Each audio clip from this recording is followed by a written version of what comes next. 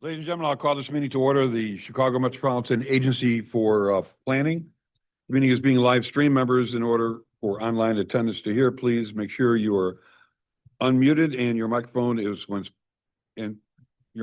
speaking. Please identify yourself when making or sending a motion so that the secretary can capture who is making the motion. For those attending in person, please complete the sign-in sheet located in the hallway before you leave. If you wish to make a public comment, please fill out the public comment card and return it to a staff member.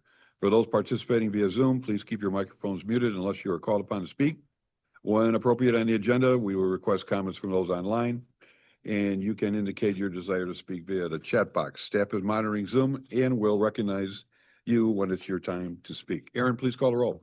Thank you. Mayor Bennett, Present. Frank Beal, Present. President Brawley, Present. Mayor Curry, Mayor Grasso, Here. Mayor Hofert, Here. Tina Idamudia, Mayor Noak, Here. President Reinbold, Mayor Rodering, Here. Joanna Ruiz, Carolyn Schofield, Ann Sheehan, Matt Walsh, Jung Yoon, Leanne Redden, and Dr. Kuros Mohammadian. I'm present. Ladies and gentlemen, before I call quorum, there are members on the Zoom, Yes. which we need to allow them to attend. Is there a motion? Moved and seconded. All in favor, signify by a vote of aye. Aye. Opposed, vote of no, and you are all welcome. We have a quorum. Great. First item on the agenda No changes? is, there are no changes, correct? Where are we at? No, there. There you go. Yes, under the executive director's Yep. report. Great. Karen? Thank you. Well, welcome. Happy New Year to everyone and welcome to our January board meeting. As January wants to do, it likes to snow, but I'm a January baby, so I don't usually mind it so much. But I hope you all had a wonderful holiday season, got a little bit of time to rest and recharge and see some friends or family. A few updates from us going on. At the end of this month, we'll undergo our federal certification process. It's a review that happens every 4 years where our federal partners come in to make sure that we are adhering to the Metropolitan Transportation Planning process. So FHWA and FTA will be in our offices to make sure, all of the things we've done over the past 4 years continue to comply with their goals and regulations here. We welcome the opportunity to talk with them about the work that we've done over the past 4 years, really to demonstrate the strength and transparency and the work products of this project that underpin our regional work here. There will also be an opportunity to provide public comment as well. That public comment period will be January 13th through February 10th. And so once that comment period begins, we will make sure that you all have an opportunity, if you would like. We'll have a web form on our website where folks can participate and share comments in that process as well. Or you can reach out directly to me and I'll make sure that our federal partners get those comments. Next, many of you are aware of the proposed merger between Union Pacific and Norfolk Southern, which would create the nation's first transcontinental railroad. It has some important implications for Northeastern Illinois that we want to continue to pay attention to. The two railroads submitted a joint merger application to the Surface Transportation Board in December, the 19th of December. The major changes in freight railroad operations could have several impacts on the region, including changes at grade crossing delays, truck volumes on our roadways. Passenger rail performance for Metra and Amtrak are also of concern to us, and just overall economic competitiveness of our business environment here in Northeastern Illinois. And so we are continuing to track the federal process and anticipate that an upcoming board meeting will talk to you all about the importance of freight in the region. But really, we are a freight hub for Northeastern Illinois. We see about $3 trillion worth of goods in the state and about $1 trillion directly in this region that carries over 700 million tons of freight across our region. And so again, we've got highways and expressways that carry 40,000 trucks per day, but we've got 20 intermodal yards across the region. As we think about the importance of freight, freight is our competitive advantage. And so while it comes with a bunch of negative externalities, it also has positives on our economy as well. And as we think about the core freight industries as well, whether it's rail, trucking, and marine, we have about 125,000 jobs across 13,000 employers in our region. that continue to hire people in high wage jobs. And so, it's of critical importance. I know in the past when we've seen railroad mergers, we've been highly concerned with continued longer trains and increased congestion. I think as this merger wants to talk about efficiencies, I think there could be some different effects of this merger should it go through. So we're continuing to monitor. We'll bring this forth at a future board meeting to talk with you a little bit about. So just an agenda preview today. We'll begin with the consent agenda that includes approval of the November meeting minutes, updates to our line of credit policy to strengthen the oversight just based on your feedback from our last meeting, conformity analysis for the TIP, concurrence on the region's proposed roadway safety targets as well. And then we've got a couple information items, including highlights from our 2025 annual report, and then an overview, a preview of the draft FY27 work plan here. Our agenda is pretty light so that we can save time for our guest, Amy Liu, who is here to join us with a conversation. So that concludes my updates. I'm happy to answer any questions. Any questions of the executive director? Other than whether you were going to mention it, I will mention it, that for those who attended the Civic Club recognition of Aaron as the player of the year. Public sector player of the year. But how life comes full circle, it was a civic organization that worked with the original board members to put this organization together. Their help through various corporations that came in, whether it was management, HR, did an incredible job for nothing, by the way, because the state never gave us any money to start it all up. But how it's come full circle for them to recognize you and this organization for the work done. So it was a very nice event. So congratulations. Yeah, thank you. Thanks again. Before you, as mentioned, the consent items from 301 to 403. Aaron just announced all four of those. There's no questions. I'll entertain a motion to approve the consent agenda. Moved and seconded. Any questions? All those in favor? I'm sorry, go ahead. Sure. The question, since we're going to go over it. I was just curious why it only goes to 2022, why it's so far behind in the number of reporting. Yeah, good question. I do believe it has to do with our data, but let me ask Vicki Barrett to come up here next to me and just give us a little bit of insight as to why the data is from 2019 to 2022. Yeah. Okay, good morning. Yes, that's a very good question. The IDOT per federal instruction changed the way they set the targets, setting 3-year targets at one time, and those 3-year targets were set at the end of the 2022 year data cycle. So they have based all 3 consecutive years on that same baseline data that will get refreshed in the next cycle.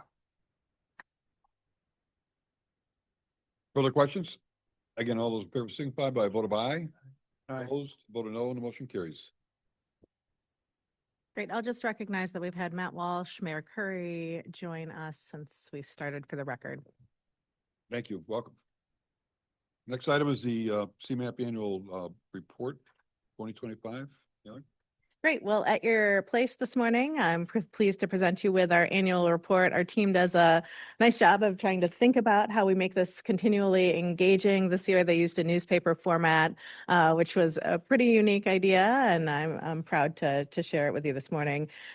You'll find we also have it electronically. We'll be sending it to the legislature as required by our legislation here. But for the last 2 decades, we've worked with our partners around the region to really make sure that we are solving complex problems and providing technical assistance and support and delivering results for our communities here. So you'll see that we're showcasing our history because it's our 20th anniversary and the significant milestones we've achieved together. Let's see. A couple highlights from the report itself. You'll see us recognize and celebrate the annual or the event that we had in November that many of you attended in the center. We talk about the 20-year history of the State of the Region event that we've had. Also, we continue to march forward on our Path of the Century plan. This coming year, we're going to continue to engage both businesses and stakeholders across the region and local governments. So we'll have a couple different streams of work here. But that all will culminate in an October 2027 approval of the Century Plan. So we've got some nods to how that moves forward. We also included information on the NETA bill as well, and making sure that our region has strong transit here, and the reforms that happened and the work that we did in the PART report to continue to support legislators as they address some of these challenges. So, there were a number of activities that happened across that, including, our work to provide testimony and data and information to legislators as they debated this information here. But just a couple examples of our 20-year legacy, and I hope that you see that come through in our annual report here. So we're excited to present you with this. We think it's a fun format, hopefully something that we can share with you and local governments across the region so that they can understand what it is that we're doing here at CMAP in a meaningful way. So with that, questions, comments? Carolyn, go ahead. Just want to make a comment. I just wanted to say that I was really excited to see in there the people and culture portion, because I do feel like it's the staff and the people that work here that really don't get enough credit. And, a lot of time it's like the legislature or, our board that's the face of the organization, but it's really the staff and the people that work here that are what's critical to the success of this organization. So thank you for including that. Yeah. Thank you. I mean, they're a great team, and they are just as dedicated and committed as you are to the success of our region. And so again, thanks for the recognition. Moving on, CMAP budget and regional work plan. Great. All right. So as I mentioned, we wanted to present you with a preview of our 2027 budget and work plan. We produce this annually for board approval each year. An overview of the fiscal year 2027, which takes effect June 1st of this year. You'll get the full complete draft in the next 2 weeks or so that you can review that before approval here. But again, we just wanted to give you some highlights here. So just to start, what guides our work? For many years, we've relied on a large, single, comprehensive plan to continue to drive our work forward here across the region. Right now, that's 2050. Again, we have really appreciated the 2040 and the 2050 plan. They've served our region well, but our new approach with the Century Plan is about thinking about sort of this, as you'll see in the illustration, more of a dynamic approach to the regional plan here, and really thinking about how we can help develop more in-depth strategic plans on key issues that communities are grappling with to give them more guidance and information from which to make decisions here. So over time, all of these efforts combined will be the Century Plan and replace 2050 and serve as the region's comprehensive plan. In addition to the broad regional plans, our work is guided by a 5-year strategic direction and then the annual budget and work plan here. So we have a portfolio of 30 program areas that strategically and effectively help us plan and manage our work. These program areas often include multi-year projects. So just given the fact that we are a long-range regional planning agency, often you'll see our projects will span 2 or 3 budget years. And this helps us maintain consistency and make sure that we are continuing to, get into the level of detail that will be helpful to our partners as well. In that program areas, we also have program areas for agency-wide services such as communications and finance and engagement and human resources. And as we've done for the past several years, the plan will describe each of the program areas and highlight a couple of the activities that you'll see in this upcoming work program. So some examples of what you'll see coming up here in the budget book as well is that, we will continue to strengthen communities and build capacity through our local technical assistance program and the annual call for projects that we do to deliver technical assistance, again, using data to help communities make good decisions, whether it's capital improvement planning or bicycle and pedestrian planning or other types of community plans. We'll continue to invest in our work around safety with 2 program areas. We'll have a Safe and Complete Streets program area and a Safe Systems program area, one of which is doing sort of the very hands-on local work, and the other is really thinking about the big policies for safety initiatives that need to happen across our region. In 27, we will also ramp up our work around economic competitiveness, including developing a regional economic framework and strategy with a shared vision and goals for the future, continuing our support for the Greater Chicagoland Economic Partnership, and really thinking about how we can really weave in our transportation assets into the economic development world as well. And closely related to that program, you'll also see a coordinated land use strategies program to increase the number and quality of housing choice across the region.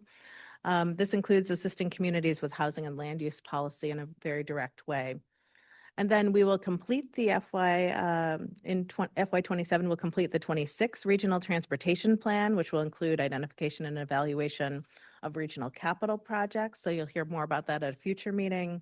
And then continuing our climate action work and supporting the implementation of the comprehensive climate action plan to reduce greenhouse gas emissions and quantify their impacts across the region. And then finally, a lot of the work still will be ongoing in relationship to the Century Plan to support the region, and then also be a resource as the NETA board gets stood up. And then finally, projects like the Corridor Development Office that supports the 290 program and CTA Blue Line will continue in this year's budget. So that concludes my brief overview of the FY27 work plan. I'm happy to answer any questions, but know that in the coming weeks, you'll receive a full document for review, and we'll be asking for your approval next. Questions? All right, as Aaron indicated, the agenda was going to be brief because of our featured speaker this morning. You want to introduce, other than to say that the Brookings Institute, as far as I'm concerned, I know some of the members here, how far back that goes with its impact on the region. And it's exciting to have somebody come back we have not seen in a long time to kind of give us an overview of where they're at and what they see as potentially our future here. So go ahead. Great. So thank you, Amy, for joining us. Just a little bit of an update as to why we thought it was critical to have Amy here at this time.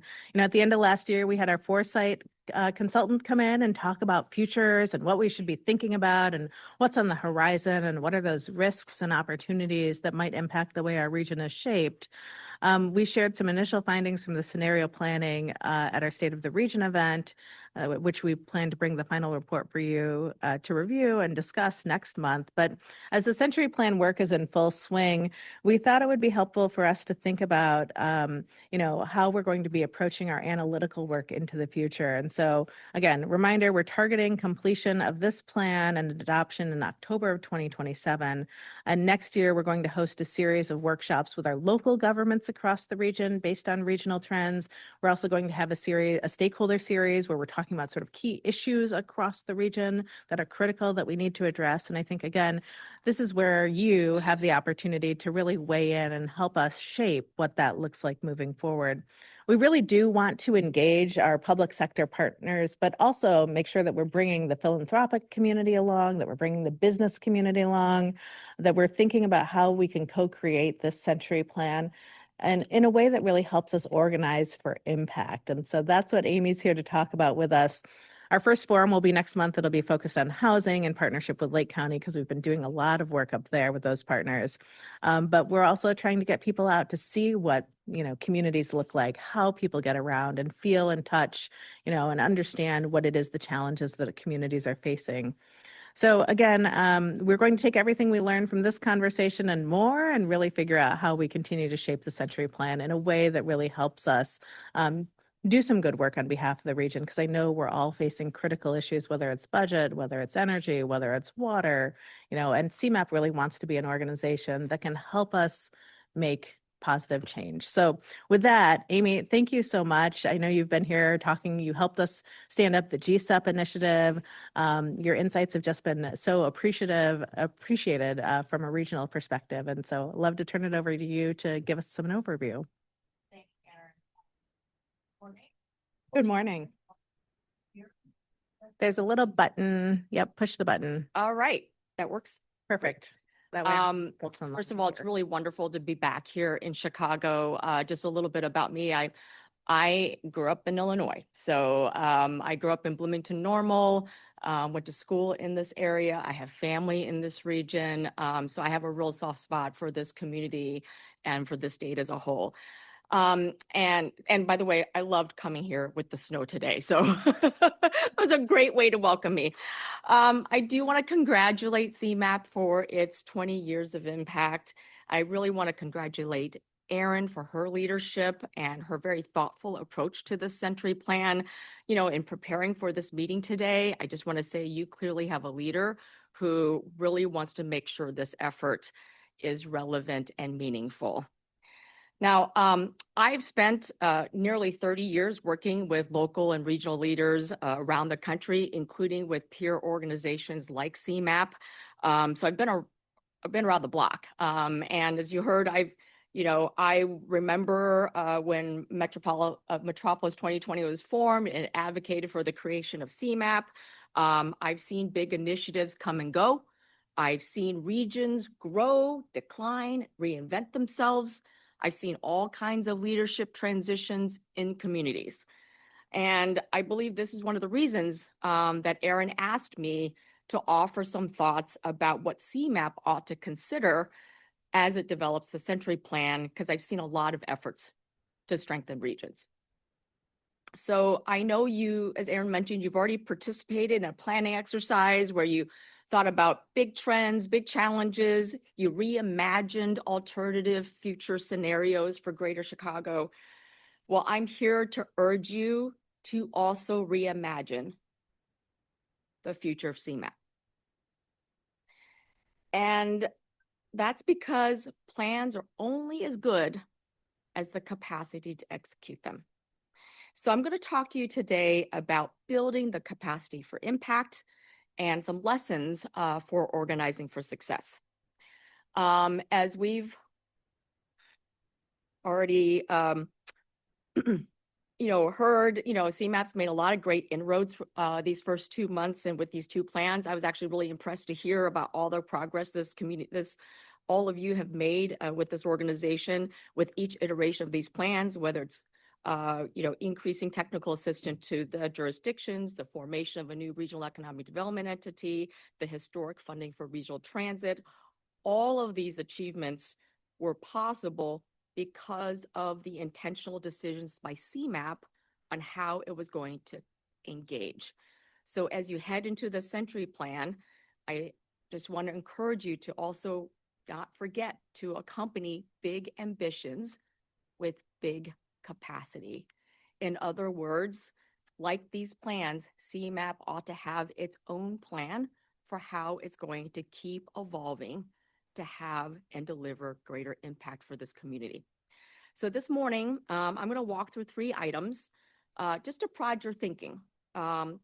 Why pioneering institutions have evolved to achieve greater impact, what transformational practices are now emerging, and what this means for CMAP, all of you, its members, and the Century Plan. So let me walk through the first. What I want you to know is that organizational change is possible and it's actually necessary to adapt to changing times.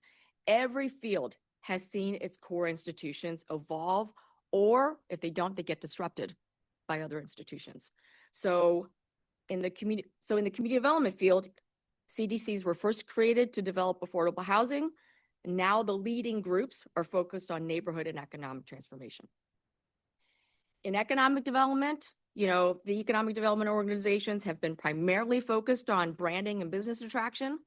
The leading edge groups have moved beyond that to focus on regional inclusive economic growth. And in fact, as I mentioned, if you don't evolve, these traditional entities, if they don't, often other organizations get created to fill the gap, really, creating more competition in the ecosystem. So in regional planning, MPOs have been primarily defined by their mandate to do transportation and land use planning and coordination. Today, I'll be frank, I think this is a field that's marked by a lot of status quo. And one could argue, that's great for stability. Could also say that the times demand that organizations in this space evolve. I actually think CMAP has been pushing the envelope here. It can decide at this moment if it wants to be a pioneer in this space. So while you give that some thought, let me walk you through some lessons from the field of economic development, which I think has some excellent examples of organizations that have worked hard to stay relevant and keep up with the times. So, what happened is, I don't know if you can see the top of that, but is right after the Great Recession, there was a real soul searching among economic development organizations about how to best rebuild the economy in the wake of the real estate and jobs crash in 2008. There was growing recognition that traditional economic development was just not built for the moment. The traditional strategies were marginal, they were ineffective, and it was what we called short-term, siloed, and subsidy-driven. Too focused on quick wins versus lasting opportunities, too fragmented, often with competition between jurisdictions versus growing the regional pie, and too subsidy-driven, hurting taxpayers often for little to no return for investment. And as a modern example, a modern example. Oh, is it stuck? Where do I point it? Here?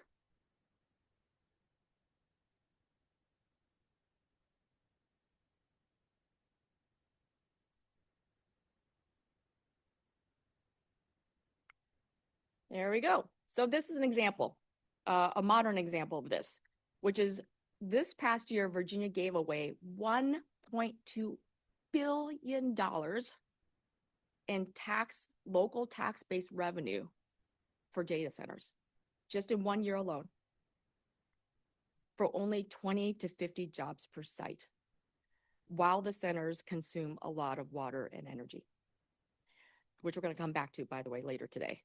But in short, I think there was a lot of questions about the efficacy of traditional economic development. Meanwhile, traditional metrics for success were getting increasingly harder to achieve. It's hard to celebrate capital investments and job creation from deals in the pipeline when 86% of jobs actually created in the state come from startups and the growth of existing companies. And it's also hard when new technologies are increasing firm productivity without actually creating any new jobs. In fact, this chart nearly looks the same if you swap in AI and the services sector. And then there are these branding and marketing strategies that obscured underlying structural challenges. So on the left here is an actual promotion strategy or promotion campaign of a regional entity that Brookings worked with. And they said, look at us, we're the best place for millennials. We're great for Fortune 500 companies. Even Brookings said we have great job growth and we are the best place to find a job. Yet on the right are the trends they didn't tell you. That the jobs created didn't pay a living wage. That poverty is actually increased in the region. That the manufacturing base is actually declining and the workforce participation rate's low. So what is the value of economic development if you're not working on the things, the very real issues for your residents in the economy? And finally, traditional economic development was not actually sized for the scale of the forces roiling jobs, income, and economic security, from globalization, trade, accelerating technologies, changing demographics, and the shifting nature of state and federal investments and private capital that seem to come and go.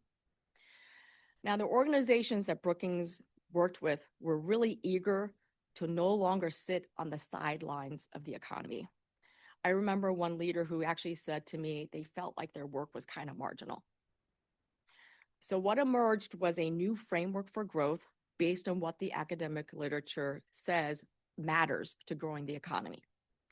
That the purpose of economic development is to put a regional economy on a trajectory of higher growth by not business attraction, but by increasing the productivity and contributions of your existing firms, your existing people, in ways that raises the income and standards of living for everyone, regardless of race or geography, which then creates a flywheel for continuous growth.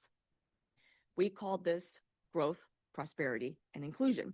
And in fact, because of this definition, Brookings decided to create a dashboard annually for every metropolitan area so they can track whether and how well they're doing in achieving this vision of economic growth. And by the way, I decided to throw in the data for Chicago land, just in case you're curious. Are you curious? Ready? So on growth, The region ranks 48th among the 54 largest metropolitan areas with populations over 1 million residents. You know, for a large region like ours, I don't think this is a bad number. Slow growth in jobs and output is not really that surprising. The issue is whether that growth is high quality growth. And on prosperity, the region ranks a little bit better at 37th in the extent to which that growth is resulting in increasing productivity and value creation in the economy that results in better incomes. So is it resulting in better incomes? The region ranks 22nd among 54 metros in inclusion in terms of whether people are better off as a result of the growth that's occurring here. So slightly better. However, that rank drops to 42nd when it comes to geographic inclusion, which means that because the gap in the median household incomes among the wealthiest neighborhoods and the poorest neighborhoods in the region have actually widened. And that's reflecting how hard it is to reverse segregation in this region. So back to the framework. If those are the things we have to deal with, it actually means that we have to work on bigger objectives. That inclusive growth or shared prosperity requires a more strategic and comprehensive approach. So moving beyond business traction, we need to prioritize job quality and business dynamism, such as clusters and entrepreneurship, developing skilled workers through job training and apprenticeship programs, ensuring there are accessible, opportunity-rich neighborhoods and communities throughout the region with abundant housing and transportation choice. Now, obviously, when you hear that vision, that responsibility actually is not in the hands of one organization or even one sector called economic development. In fact, it involves complex partnerships across the region where every group has a role. And the organizations with high capacity often emerges as the quarterback of regional efforts or lead specific initiatives. Now, in response, regional and business economic development organizations began to make the pivot. If this is the direction we want to go. So first, they started with changing their mission and their mission statements, just like Greater MSP did. By the way, Greater MSP was formed as a merger of two organizations that were not as effective, right? That statement, from focusing on regional competitiveness and economic growth, it's now transitioned to an emphasis on inclusive economic growth through execution of strategic initiatives. That then will ultimately lead to a region that is going to be world leading on inclusive economic growth that welcomes everyone, empowers talent, ignites innovation, right? The pioneering institutions also shifted their program and their staffing. The San Diego EDC is one example. They obviously adopted a new mission, and then they reinvented their organization to de-emphasize business traction and then prioritize other areas where growth and opportunity are truly generated. San Diego then launched a new set of goals, strategies, and partnerships to promote inclusive growth. What motivated them, just as context, is San Diego is a binational region, home to a rapidly growing Latino population in a region that is increasingly too expensive to live in, and where the innovation economy is north, poverty is on the south, so they have a north-south divide. So the region set around three major metrics for success collectively. That they were going to train 20,000 new skilled workers from their local population. They were going to generate 50,000 quality jobs from small business and startups. They were going to make sure there were 75,000 new thriving families that can earn enough to afford to stay in the region, including through the production of more affordable housing units.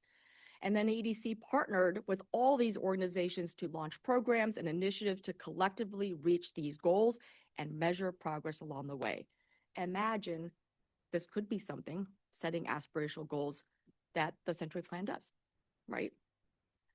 Now, so in short, the leading organizations in regional economic prosperity, they move beyond long-standing traditional roles, and they built the capacity to deliver more meaningful, relevant impact for their community.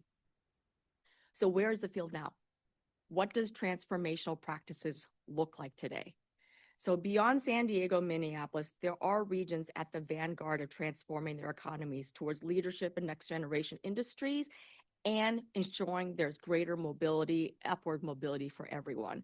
from appliance manufacturing to semiconductors in central New York, pharmaceuticals to biotech in central Indy, and yes, from steel to quantum in Chicago. I do think this region is doing phenomenal things.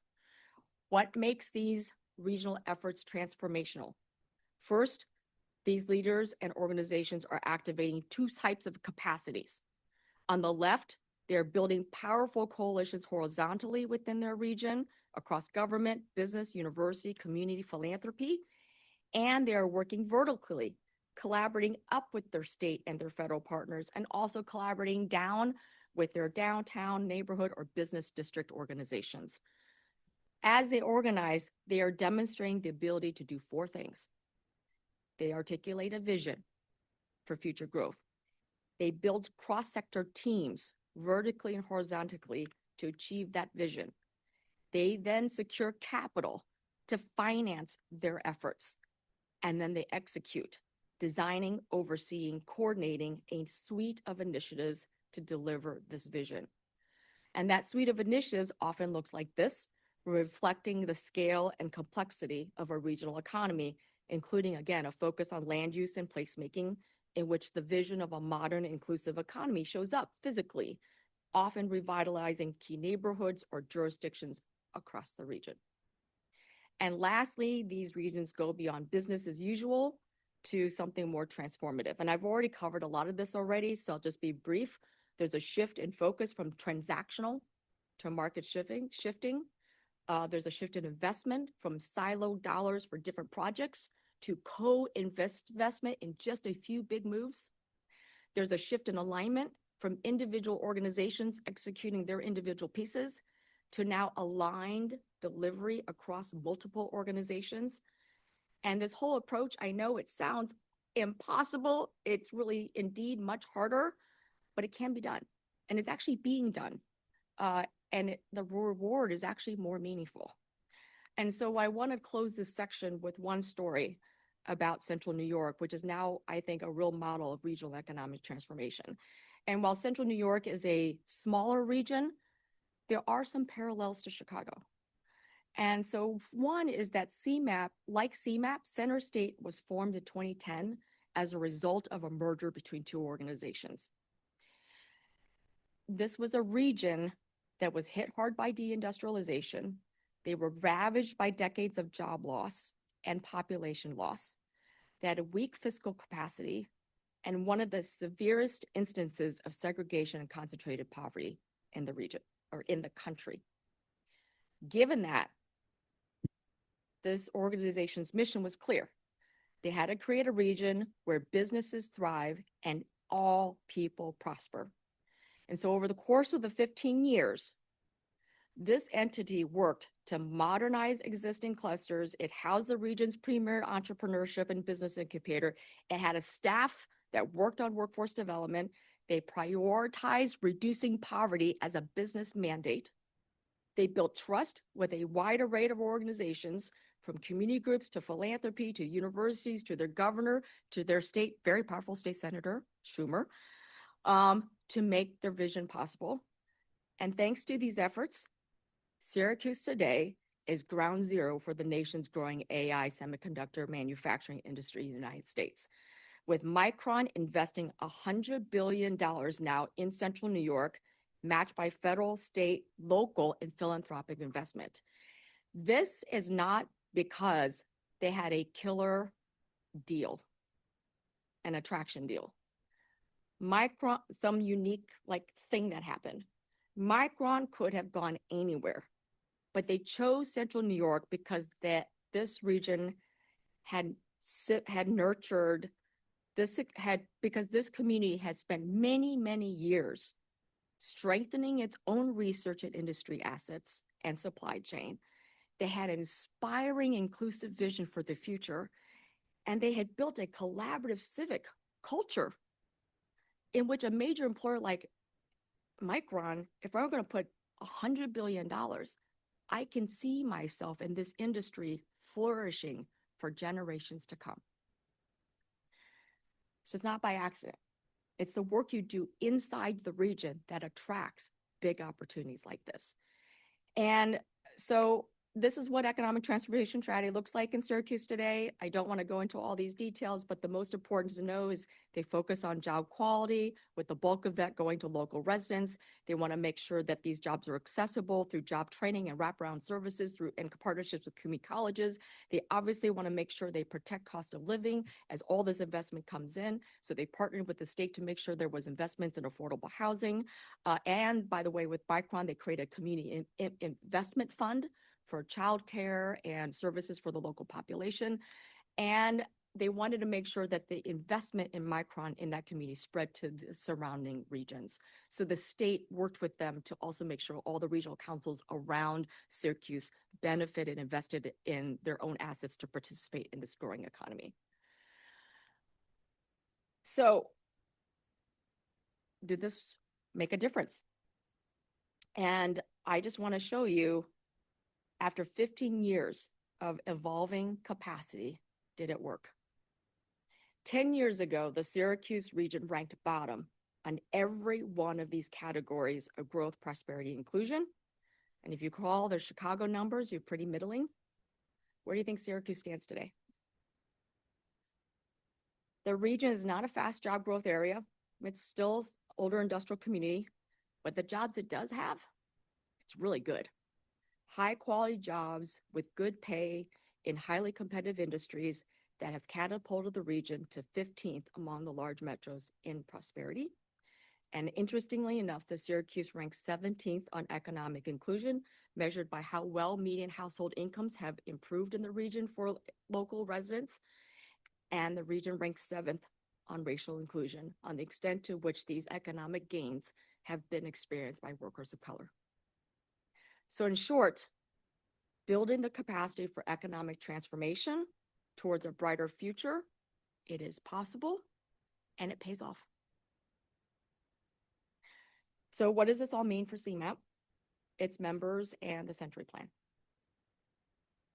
First, I just want to reinforce, and you heard this from Aaron, I think this region is on the move. I know outcomes takes time to show up in the data, but there are really many exciting initiatives and successes that are underway and really recently in this community and in the state that are really positioning the region well, including efforts that have been spearheaded by CMAP. And the state and the region's overall leadership in quantum, energy, climate resilience really does stand alone. Some states are really good at tech, but they're not really positioning themselves on the environment side. Some people are doing climate, but they don't have the industry. You guys are actually moving on both. But at the same time, there are some real headwinds ahead. And for one of those is the fact that the state and the region's leadership in future industries is going to test the region's energy supply and household budgets. On the left, as you know, is a chart on energy demand of data centers, of which Illinois has an above average number of them among states. The right shows the electricity rates and that are surging in the United States, surging at a faster rate than inflation, which hurts homeowners and businesses alike. And in fact, now every region around the country, every state is trying to grapple with how to figure out this AI energy affordability moment. I do think this is the next major challenge of our times. You know, the global chase for AI preeminence will create an insatiable desire for energy and water, right? Think about that. To support all the compute capabilities, and that insatiable demand for energy and water is going to compete for all the other demand from homes, businesses, schools, transportation, agriculture, and others. So like water, energy is the invisible oil that's going to power our economy and opportunity if we can figure out how to harness both energy and water. And the region and states that can promote both innovation and energy and water abundance will be the leaders in the digital economy. So you guys are positioned really well. So to me, this presents a really ripe opportunity for regional land use and planning organizations and economic development to finally come together more intentionally. To date, there's been enormous progress in the field in linking economic development with workforce and economic development with community development investments. But there aren't that many examples of regional planning and infrastructure with economic development. The freight and logistics, I think, was probably an exception to that because of your partnership with the commercial club. But in general, there's not a lot. So I think this is one of those moments where Chicago could carve a path, especially when the state is really strong on a lot of these things. So one idea is that CMAP could be the hub of helping the state and region lead in energy, innovation, and affordability. And the reason why an organization like CMAP matters is this. The way to address the energy conundrum is that it requires a three-part response. More supply, less demand, more transmission and distribution. More renewable energy production projects, from large-scale ones like wind farm to microgrid projects at a school or home level, transmission infrastructure upgrades, connections, and reducing demand. And there's actually one study found, I don't know if you've seen this, but there was one study that found that if every home received an energy audit and became more energy efficient, it could accommodate all future energy demand from data centers and reduce the costs and home bills for families. Doing all this will require land use and permitting guidelines, community partnerships, in partnerships with employers, institutions, and families across the region, new kinds of technical assistance, new kinds of capacity building across jurisdictions. But rather than do that piecemeal, there is an opportunity for a portfolio approach, perhaps led by CMAP, where multiple jurisdictions come together and pilot, set standards, or test new approaches for working with, say, hyperscalers or data centers, build out, or how to work at scale on home efficiency projects. Finally, I know the state has passed signature legislation on climate and energy storage, in addition to all the work that you have to do to help support the transit bill. But there is a need for implementation capacity at the local regional level to make that promise real.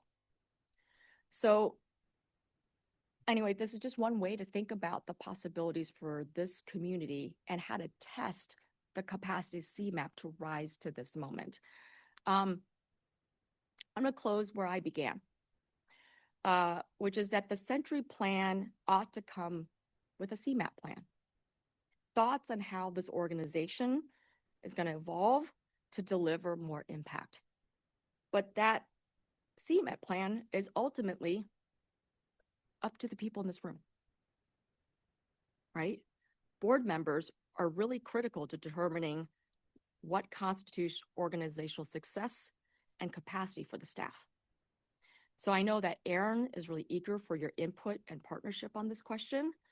I don't want to come here with the answers. I think this presentation was really meant to provoke and help you think about this as you launch this effort. So what I put up here is a series of questions for you to consider, because ultimately this is up to you to decide. What lessons resonated today from other fields that might inform regional planning? What impact do you want the Century Plan to have? Do you think CMAP is set up well to deliver on that? You know, are there things that capacities they should build out, new capacities they should create, and what new partners do you need to have at the table? So thank you for giving me the opportunity to have this conversation with you. I'm really excited. And I think what we should do, if there's time, Aaron, is that you and I should facilitate a conversation to get everyone's reactions to these questions. Well, thank you, Amy, for walking us through that. I was taking my own notes, even though we pre-talked about what you might talk about. Happy to just lend it over to I have a board question. members. Yeah. It is very provoking, so thank you. And you gave an awful lot in a short period of time. And so I appreciate that. And it was very well done. So fairly familiar, not very familiar with the Syracuse area that you're talking about. What was the education, skill, training, and experience of the people that were the cogs, if you will, of making that Micron project successful? In other words, don't we start with educated and skilled people.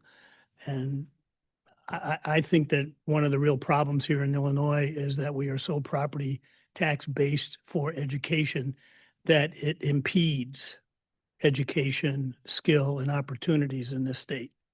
And maybe not so much in the Syracuse area, but I was wondering what the level of training and competence of the people that got these great jobs.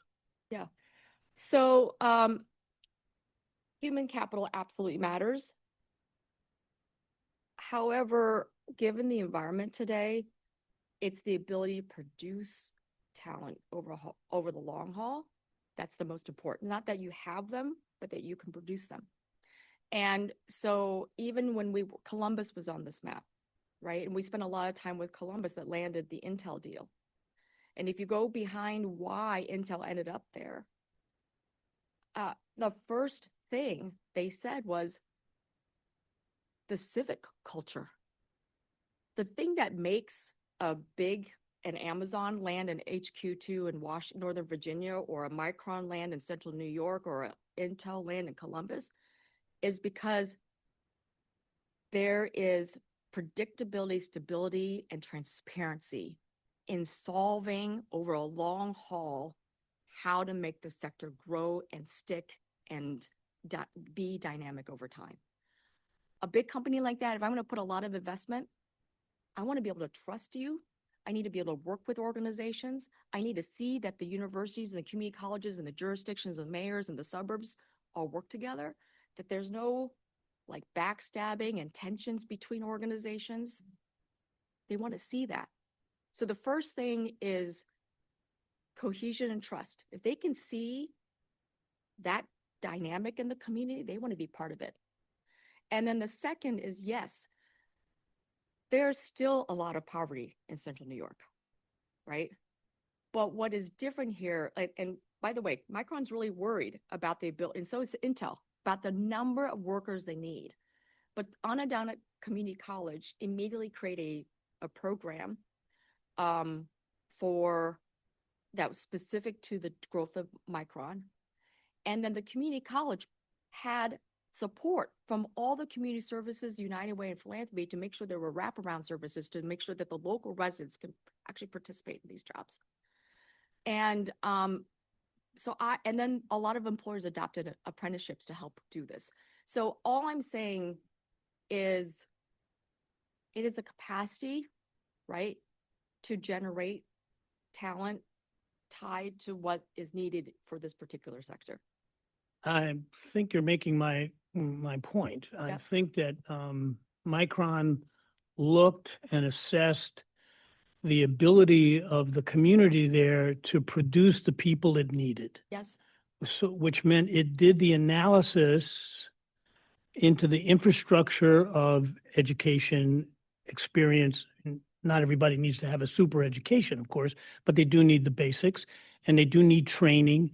And I suspect that we need to first understand where we have to create that ability to provide the workforce that will attract a Micron or somebody, because I think they need to see that there will be pools of people and or processes to educate people and train them to serve them. And I mean, serve them in a good way, productive way.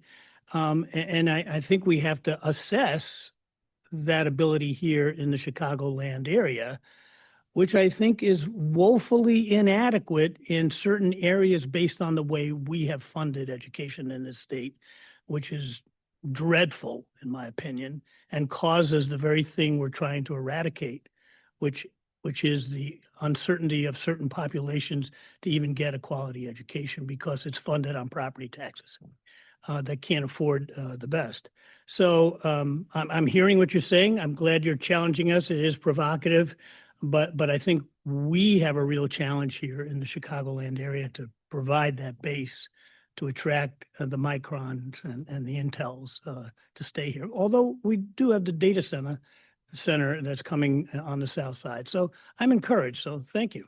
Yeah, and I will just add on that because I appreciate you flagging it is the partnerships that make a workforce program at scale work. San Diego had a 70,000 skilled worker goal, right?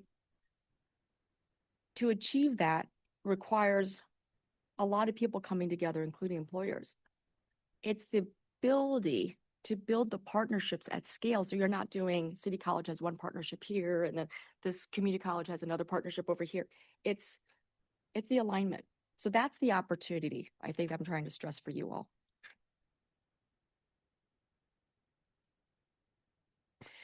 I would be very interested in seeing more information in terms of impact.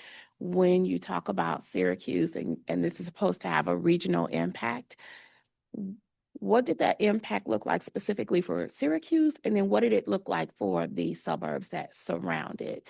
Because my concern would be we talk about Chicago and we can bring major projects to Chicago, and it could be a great win for Chicago, but it doesn't mean that it's having the same or even nearly the same impact as a Robbins or a Harvey or a Sauk Village. Yeah. Central New York, the reason they call it Central New York is that it goes way beyond Syracuse and hits like 3 cities like Rome, Utica. And in between, like Central New York is made up of a lot of small jurisdictions and boroughs and towns.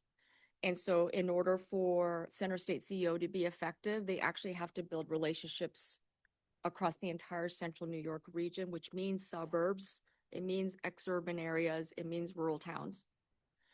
And so the Micron investment is very intentional because if they're going to absorb $100 billion investment, think about that. That's like, I think 10 times, it's like dwarfs the size of one municipal budget. It has to have regional benefit. And so it is more about the fact that they have partnerships with all the organizations and community foundations outside of Syracuse is a small city. It's the entire region that they have partnered with. So again, the scale of Chicago is different, and I recognize that. And so I think, but you guys probably have a better sense because of all the organizations that you've created, including CMAP, to think about how to make sure, let's say, the quantum investment truly benefits workers across the entire region, that there are transportation infrastructure connections across that, or even that a community investment fund that might come from the revenues generated supports regional engagement, right? Let's say whether it's minority entrepreneurs and suppliers across the region or apprenticeship programs across the region that come from technical digital skills that Micron's going to create. That manufacturing site already has, as you know, 3 or 4 new employers that are located there. So I think there's going to be a lot of demand coming from there. So I think it's early days, but these are the questions and opportunities that you all have to help shape those discussions and why I think CMAP and how regional planning and economic development can come together a little bit more. Mm-hmm. No, thank you. I think these are all good questions from my colleagues. And I just want to say, I think the presentation is a good reflection of the direction that we need to move in this moment in which we need to reconsider how we're showing up. And so even the part about how things evolve and how we have to force ourselves to evolve and that our tools need to evolve as we start solving more challenging problems. And as a practitioner, thinking about what's happening in land use and development at the national scale, the regional scale, CMAP is uniquely positioned to be the leader and the holder of here's a framework for this region and the different cities who are going to be lacking capacity because there's less and less resources coming from the federal government to say, here are frameworks for how you may develop parcels or how you may want to use both the new legislation when it comes to transportation or legislation when it comes to the climate action plan. how those things fuse together to get us to this more prosperous kind of region that you're talking about. I also really love the idea of the century plan, thinking more about like subject matter and that way it can be a little bit more flexible to what tools we use to solve the problems under different subject matters, including economic development and transportation. When it comes to quantum, I feel like that's a great example of how it feels from the public facing side a little bit disjointed, because we're like, oh, is the city doing a housing plan here, or is it private development? What ordinances or layers can be put there to protect affordable housing, while also, saying, oh, we're going to feed, workforce development so that people can actually work there and make a living wage, and not, and not just work there to say that they work at Quantum and still have to be on public assistance, but actually get living wage jobs. And I think not CNT, sorry, CNT is where I work. CMAP can be a voice in that. And I really think that the way this is framed is allowing us to think outside of the box, and then also just really listen to our constituents. And I know you said that the plan is up to us, and I would even push my colleagues to say that the plan is up to the public, and then we are the translators of what their hopes and dreams are, and making sure that that shows up in the century plan. I think there is a lot of opportunity, especially because we're in Illinois, and especially because at the state and local level, we can make a lot of changes without thinking about how the federal government may facilitate that. We have the opportunity over the next few years to be bold and to be courageous in some of the interventions that we may be proposing. And I think it's actually really exciting. I love solving hard problems. I don't know about y'all, but I think that this is a great way for CMAP to really center itself as a partner in helping people solve hard problems. And I love the idea of working across industries, because we do need to have better coordination and thinking about, there's like these systemic problems that you're naming. You didn't call it that, but those are the systemic problems that we're naming, and we keep putting Band-Aids on systemic problems and not actually solving the core of what's happening. And so I think that also gives CMAP the opportunity to weigh in on that. And like I said, as a practitioner, seeing what's happening at cities at the national scale, I think the Chicagoland area in Illinois are uniquely poised to do some really exciting, courageous things that will lead to a more prosperous region. So if you don't care about climate change, great. If you don't care about transit, whatever. But all of those things are going to be important for us to have a prosperous region, right? If people care about money and the bottom line, this is the time, this plan, and what comes out of this plan is what's going to help that happen. And so I think we just need to feed into kind of what people are looking for right now, and show them through this framework of the century plan that these things are possible in our region, because we've not only seen it, but sometimes you have to create something that you've never seen before in order to get to where you want to go. So I also encourage us to think about that. But I just really appreciate the presentation. I appreciate the questions, the framework of how these things are interconnected, and how we have the ability to actually show the region, these are how the things are interconnected, and here are the examples or the frameworks of how you can move with your municipality that will help the entire region. So just wanted to say that. Thank you. Just a couple of comments in general that I think our organization is in position to make that type of change going forward. I think the credibility that we've built up over that last 20-year period has given us the opportunity, as recently as engaging with the General Assembly, or the General Assembly coming to us as a nonpartisan organization to come up with a transportation plan. So I think we're in a position to short-term maybe affect legislation if it needs to be passed for these type of changes to take place, which I think is a good thing.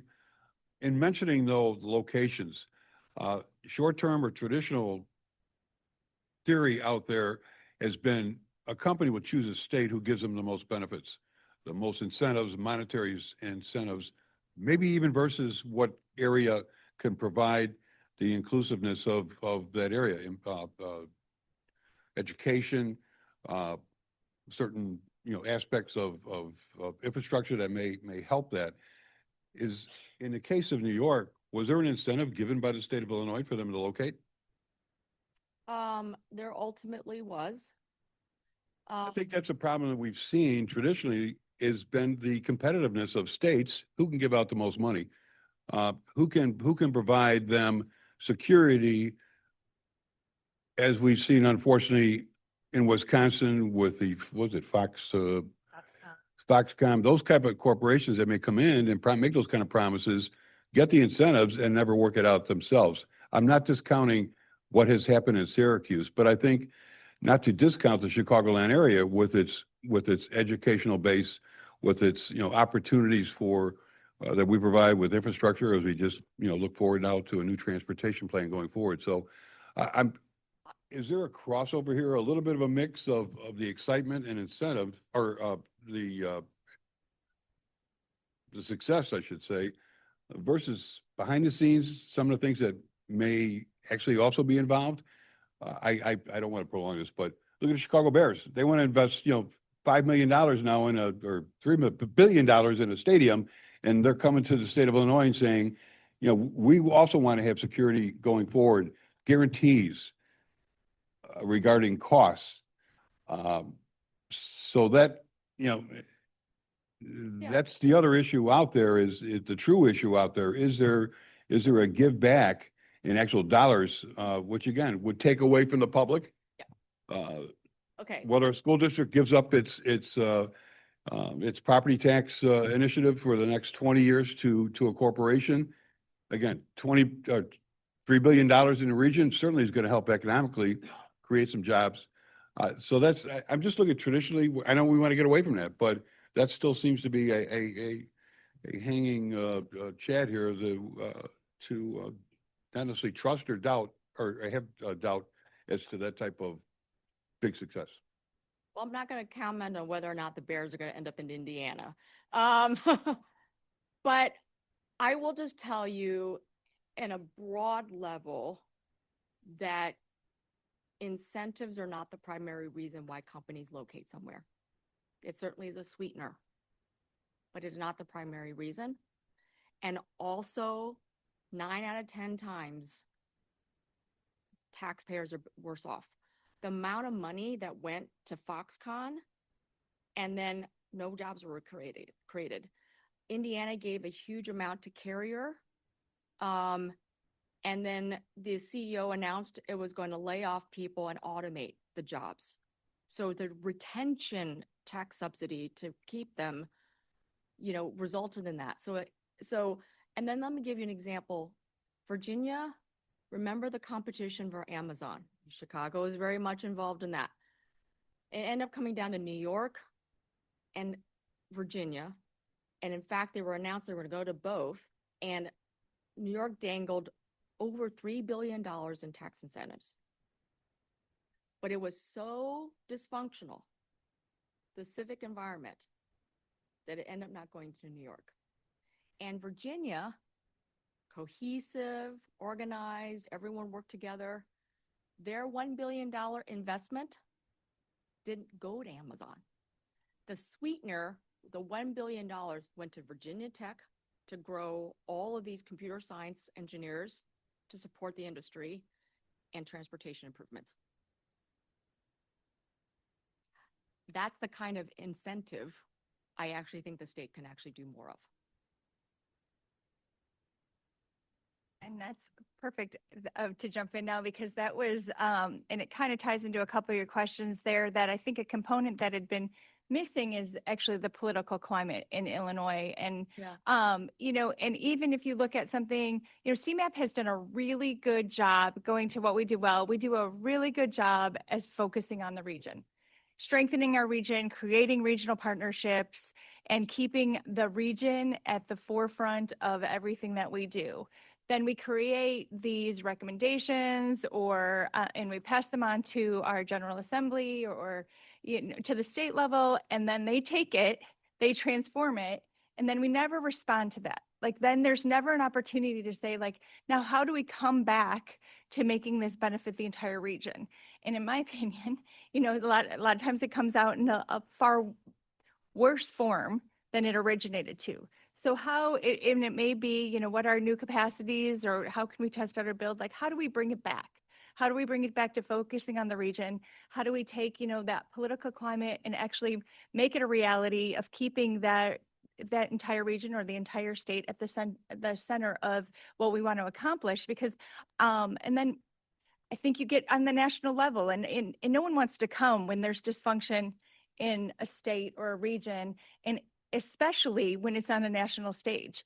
So it just seems like that's the piece missing here. And, there's legislation that's been passed that could have good opportunities, but when you don't engage like the local stakeholders, like the mayors, or they're opposed to it, and you're putting in then this legislation that's a requirement, and then people don't want it, and then there's this constant adversarial environment. How do we now make that? How do we bring that as part of like who do we partner with for that? Or how do we make that one of our missions or goals to accomplish in this century plan? Because honestly, I mean, that's the piece that's missing here. Erin, do you want to take that?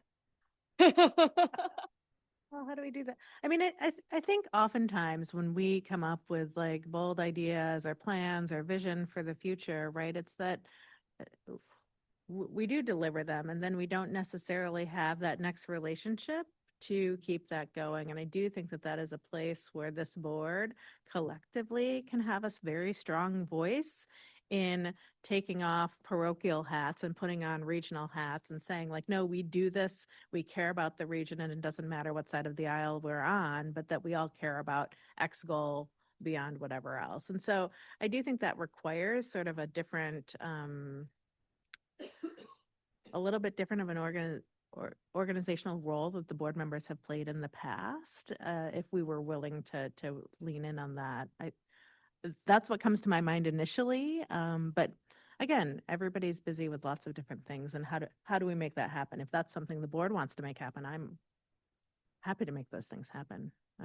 Matt, Oh, were you going to keep? on the no, I same was going to topic? keep going. I had a different comment real quick. So, wonderful presentation. Really enjoyed it. My one takeaway, I think there was many great takeaways, but I found the importance of energy going forward to be probably one of the most, the one that resonated most with me. And the fact that, we have water and very few places have water. CMAP's done an amazing job of taking leadership roles in transportation, but we really don't talk a lot about energy. And I think energy could be a place we could take a lot of leadership going forward, because if we're going to build out this next world, it sounds like we're going to need a ton of energy to do it. And we have a lot of the resources to actually do it, but I don't know who's actually kind of taking a leadership role in, organizing the different types of energy we need.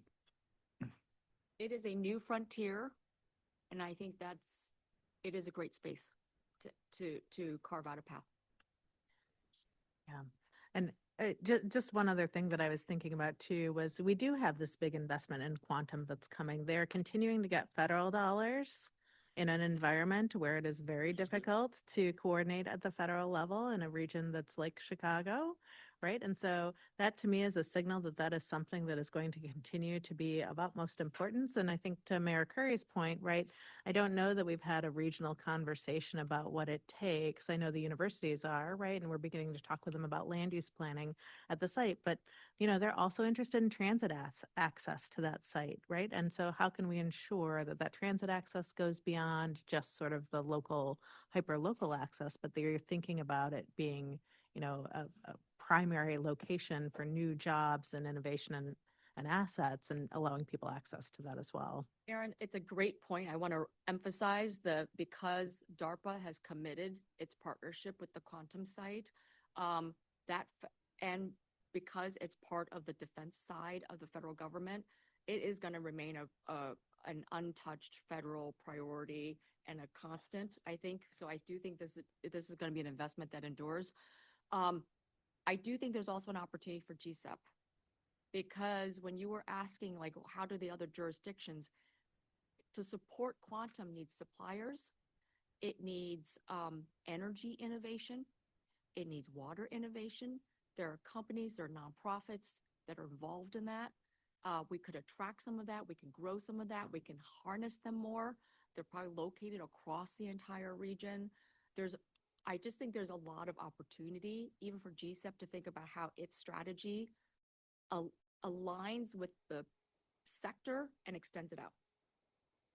Amy, we appreciate it, and we hope to have you back sooner than later as we continue this discussion, and as certainly people here think about what you have given us as going forward as an organization. So we really do appreciate the Brookings Institute as always. And thank you. Great, thank you. Thanks for the opportunity. At the beginning of the presentation, it was talking about how like transportation and land use were like the two main components and how do we move forward from there? And this covered economic development. So like in the future, are we going to cover other possible areas that could be included in that besides the transportation and land use in economic development? I mean, I'm guessing, I'm thinking like health, like the health component of it. Like, are we going to have other opportunities? Usually, to- whether it was the 2040 plan, the first plan, or even today's century plan, we do engage in being that inclusive as to a conversation about other aspects of quality of life issues. And I'm sure as we go forward, even with a capital plan, This was great, like in the economic development portion. I mean, I'd love to have, you know, other opportunities to listen to other potential aspects that could be included in that plan. Thank you. okay, moving on. Thank you, Amy. Thanks again, Amy. Under, is there any other business? Do we have any public comment? You have Garland. Garland's on? Okay. Garland. Garland, Happy New Year, everybody. It's Garland Armstrong, formerly of Elmwood Park and Displays. How you doing? good. And happy birthday to your lovely wife. Thanks. And also our anniversary is coming up to January 29th for us. 22 years when we got married in Chicago at City Hall. God bless you. Yeah. So I just would like to give kudos to the Brookings Institute for what they're saying, but then they also forgot one thing they forgot to put in there. What about individuals with disabilities? Because it's a barrier too. They should also look into that also because where is for the ADA? How can they help out to make sure that the ADA, American Disabilities Act, can also get into it? Because there's no communication for them in the disability community. And when was the last time have any of them been to the disability organization and asked them about it and see what future can they do? Because it's really they're being left behind. And I think Amy Lou needs to check on that too. So for future references, she could see it firsthand how individuals with disabilities feel like they're being out of touch and they don't want to be a part of society. So I think someone needs to talk to her and the Brookings Institute to look into the ADA so that they can see what they can do to help out on it because it just feels like they don't want to even reach to them. So that's my Amy hasn't left the room, so she hears you loud and clear. And as always, Garland, we thank you for your advocacy for ADA issues. Yeah. So we can make sure that we can be a part of it and see what strategies we need for the ADA. And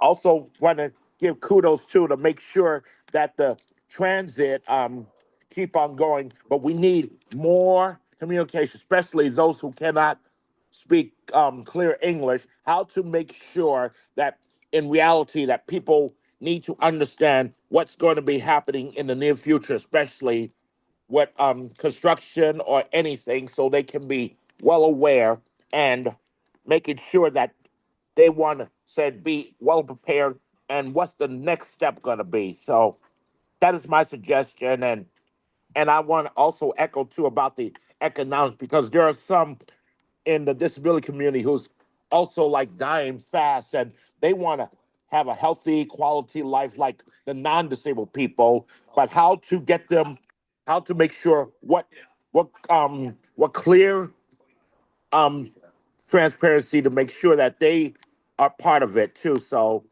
that's all I could think of. Anybody who have any questions or comments, I'll be glad to answer it right now. Thanks, Garland. All right, Mayor Bennett, and you take it easy and rock on, CMAP. Thanks, Garland. We appreciate it. All right, Goodbye. Thanks. bye. No other business for this board. The executive committee will meet immediately, and I mean immediately after this meeting in the In the Will County. Will room. County room. With that in mind, ladies and gentlemen, DuPage, sorry, DuPage. I will entertain a motion to adjourn. Move second, all in favor, signify by the usual manner. Motion carried, meeting adjourned. Thank you.